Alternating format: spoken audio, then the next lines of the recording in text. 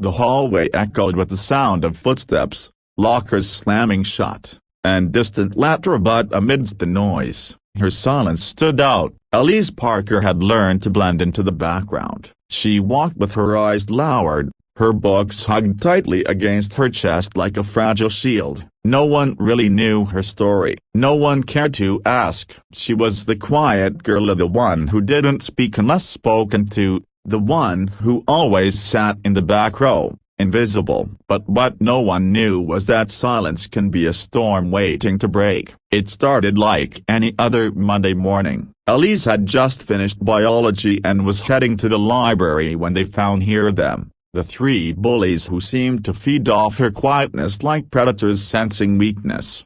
Chloe, the leader, a tall blonde with sharp eyes and a sharper tongue. Marcus, her shadow, always laughing at things that weren't funny. And Jasmine, who smiled while saying the cruelest things. They blocked Elise's path in the hallway near the stairwell, a spot just far enough from the teachers and cameras. "Well, if it isn't our little mouse," Chloe sneered, stepping into Elise's path. Elise looked up, her heart racing, palms sweating. She had avoided them all year, but somehow, they always found her. "What's the matter?" Marcus chimed in, circling her like a vulture. Too shy to say hello? Jasmine grabbed the book from Elise's hands and flipped through the pages mockingly. "Still reading this nerdy stuff? No wonder you don't have any friends." Elise didn't say a word. She reached for the book, but Jasmine pulled it back with a laugh. Chloe stepped closer and whispered, "Say something,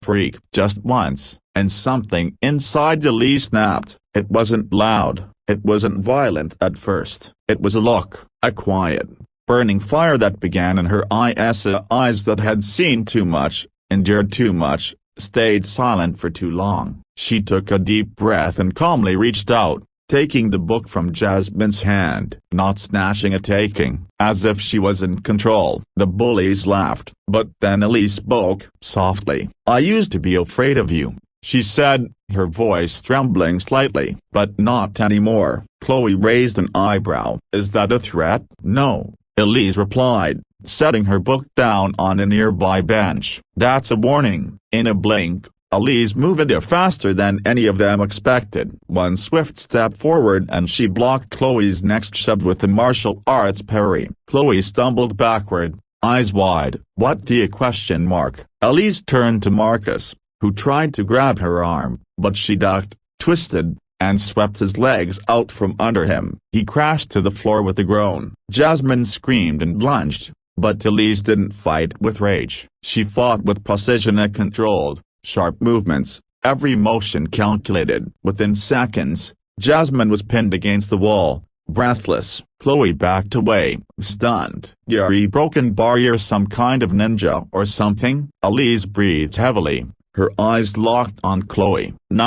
"I'm just done being afraid." A crowd had formed by then. Students stared in awe, some filming, some speechless. The quiet girl had become the storm. Security eventually stepped in, and the three bullies were led away, faces flushed with shame. Elise, calm and composed, picked up her book, her hair slightly tousled but her dignity fully intact. The principal called her in. Word spread quickly. Elise had been training in martial arts for years, not to fight but to find confidence, to protect herself if she ever had to. That day had finally come. The school changed after that, not overnight, but noticeably. Some students apologized to her, others simply nodded respectfully in the halls. Elise didn't become the most popular girl as she didn't want to be, but she was no longer invisible. She joined the self-defense club, started helping others find their voice. She even spoke at the school assembly once,